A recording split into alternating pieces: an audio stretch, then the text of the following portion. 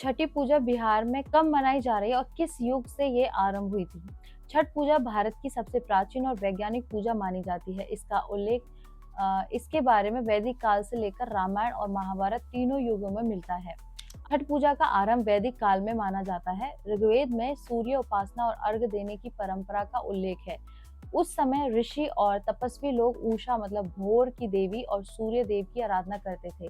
इसलिए कहा जाता है कि छठ पूजा का मूल वैदिक युग से ही प्रारंभ हुआ। त्रेता युग में रामायण काल में क्या संबंध है? त्रेता युग में जब भगवान श्री राम और माता सीता 14 वर्ष के वनवास और रावण वध के बाद अयोध्या लौटे, तब माता सीता ने कार्तिक शुक्ल षष्ठी को सूर्य देव की उपासना की थी। यह वही दिन था जब लोगों ने दीपक जलाकर उनका स्वागत किया। वही दीपावली कहलाई। इस घटना के बाद से छठ व्रत की परंपरा को त्रेता युग से जोड़ा गया। द्वापर युग में क्या है इसकी कहानी? महाभारत में भी सूर्य उपासना का वर्णन मिलता है। कुंती माता ने सूर्य देव की आराधना की, पुत्र कर्ण प्राप्त हुआ। इसी से छठ व्रत का एक और रूप द्वापर युग से भी जुड़ा है। कहा जाता है कि द्रौपदी ने भी कठिन सूर्य उपासना से वरदान प्राप्त किए थे। छठ पूजा का मूल वैदिक काल से माना जाता है, परंतु त्रेता युग में माता सीता द्वारा और द्वापर युग में माता कुंती द्वारा किए गए व्रतों से ये और लोकप्रिय हुई। इसलिए कहा जाता है कि छठ पूजा वैदिक युग से चली आ रही है। इसका दिव्य रूप त्रेता और द्वापर युग में प्रकट हुआ। धार्मिक कथाएं, लोक मान्यता और शास्त्र प्रमाण तीनों अलग चीजें होती हैं। माता सीता ने त्रेता युग में छठ व्रत किया था। मुंगेर मतलब बिहार में सीता चरण मंदिर नामक स्थान है, जहां माना जाता है कि सीता जी ने गंगा किनारे छठ पूजा की थी। वहां मां सीता की तल छठ पद चिन्ह भी मौजूद मानी जाती है। लेकिन ये सब लोक मान्यता है। शास्त्रों में ऐसा कोई निश्चित प्रमाण नहीं मिलता कि छठ पूजा का आरंभ सिर्फ माता सीता जी के कारण हुआ। ये एक आस्था का हिस्सा है। इसलिए कहा जा सकता है कि छठ पूजा और माता सीता को जोड़ने वाली आस्था का हिस्सा है। छठी मैया कौन है? छठी मैया को छठ पूजा के दौरान देवी रूप पूजा जाता है। इस नाम की व्याख्या इस प्रकार है कि छठी मैया को कभी कभी देवसेना कहा जाता है। लोक मान्यता है कि छठी मैया नवजात शिशुओं की रक्षा करती हैं और बच्चों की लंबी उम्र और कल्याण की कामना से उनकी पूजा की जाती है। शास्त्रीय ग्रंथों में षष्ठी देवी का उल्लेख मिलता है, जो मां के रूप में पूजी जाती है। इसलिए छठी मैया को एक लोक दुर्गा लोक देवी के रूप में देखा जाता है, जो विशेषतः छठ पूजा में पूजी जाती है। सूर्य को अर्घ्य क्यों देते हैं? सूर्य मतलब भगवान सूर्य देव को अर्घ्य देने का जो विधान छठ पूजा में है, इसके पीछे कई कारण व महत्व माने जाते हैं। पहला है कृतज्ञता मतलब धन्यवाद। सूर्य को वह प्रकाश देने वाला माना जाता है। जीवन की ऊर्जा सूर्य से मिलती है। छठ पर्व में उसके प्रति आभार व्यक्त किया जाता है। सूर्य की किरणों में जीवन को प्रभावित करने वाली ऊर्जा विटामिन डी बनाने में सहायता मानी जाती है। अर्घ देने से शरीर और मन को लाभ होगा, ये धार्मिक व्याख्या है। उगते और अस्त होते सूर्य छठ पूजा में दो समय अर्घ दिया जाता है। संध्या अर्घ डूबते सूर्य को और भोर अर्घ उगते सूर्य को।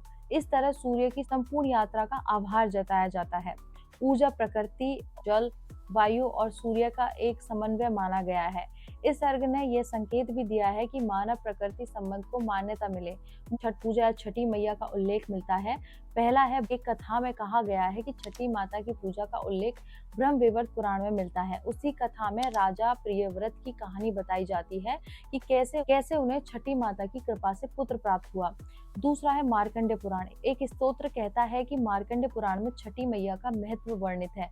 उन्हें प्रकृति की अधिष्ठात्री देवी कहा गया है। लोक कथाएं जो छठ पूजा में कई युगों से चली आ रही हैं। राजा प्रियव्रत और उनकी पत्नी मालिनी की कथा, खीर की आहुति, मृत जन्म लेने वाला पुत्र और फिर देवी षष्ठी मतलब देवसेना की प्रागट्यता से छठ पूजा का प्रारंभ बताया जाता है। राम सीता की पूजा। एक कथा कहती है कि राम राज्य की स्थापना के समय कार्तिक शुक्ल षष्ठी को भगवान राम और माता सीता ने उपवास किया और सूर्य को पूजा अर्पित की। कहा जाता है कि सूर्यपुत्र कर्ण सूर्य देव के बड़े भक्त थे और उन्होंने पानी में खड़े रहकर सूर्य को अर्घ्य दिया करते थे। इस भक्ति को छठ पूजा की आराधना से जोड़ा जाता है। कुछ लोक कथाएं कहती हैं कि द्रौपदी जी ने जुए में राजपाट हारने के बाद छठ व्रत रखा था और इस व्रत से उनकी समस्या हल हुई थी। छठ पूजा की विधि कैसे करते हैं? छठ पूजा 4 दिन तक होती है। हर दिन की विधि अलग होती है। पहले दिन क्या होता है वो समझते हैं।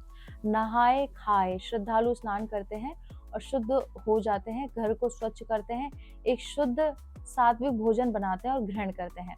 दूसरे दिन क्या करते हैं? व्रती दिन भर अन्न व जल ग्रहण नहीं करते। निर्जल व्रत शाम को गुड़ और चावल से बनी खीर, रोटी ये सब ग्रहण करते हैं। तीसरे दिन संध्या को अर्घ मतलब छठ पूजा व्रती शाम को नदी तट, तालाब या जल स्रोत पर जाते हैं। स्नान करके डूबते सूर्य को अर्घ देते हैं। इस दौरान विशेष मंत्र और पूजा सामग्री का उपयोग भी करते हैं।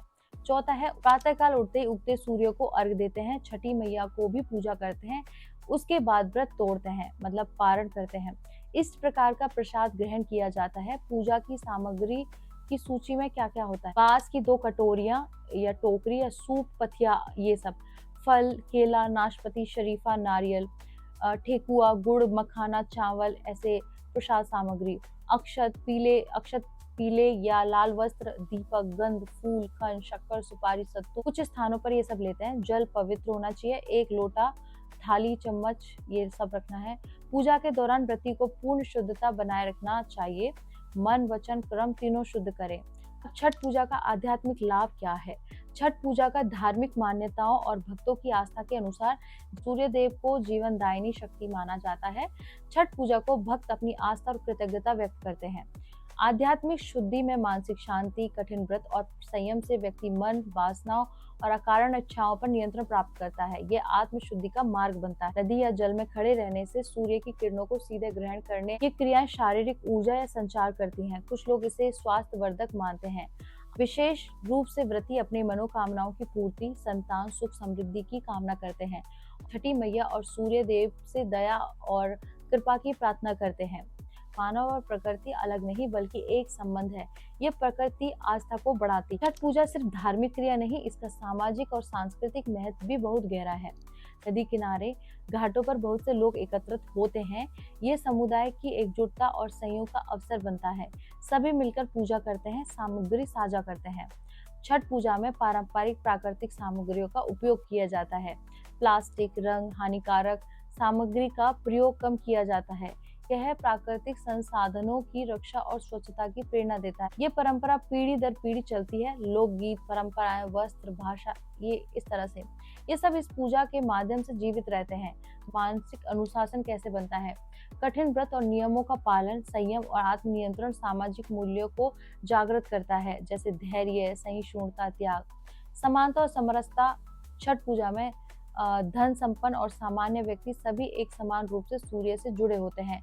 सामाजिक भेदभाव कम होता है। इस तरह से मैंने आपको छठी मैया के बारे में और छठ पूजा के बारे में बताया है। इस वीडियो को शेयर कीजिए और मेरे साथ बोलिए ओम नमः पार्वती पते हर हर महादेव शिव शंभो।